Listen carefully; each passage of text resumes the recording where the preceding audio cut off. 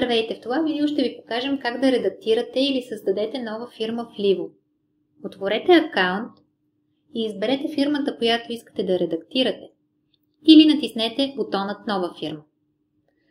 В полето Име въведете името на фирмата. Въведете имейл и телефон. Ако фирмата има сайт, попълнете уебсайт. Идентификатор и име на търговец в ePay се добавят системно от администраторите на Livo. В секцията Банкова сметка попълнете банка и IBAN.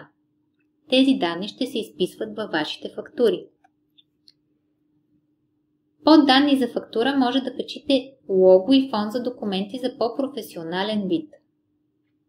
Попълнете данни за фактура: име, ЕИК номер, ДДС номер, МОЛ, град, държава, пощенски код и пълен адрес на фирмата. Това е задължителна информация, която се изписва по документите. Накрая натиснете Запиши, за да запазите промените или да създадете новата фирма. Така гарантирате, че всички фактури, квитанции и документи в Livo излизат с точните данни на вашето дружество.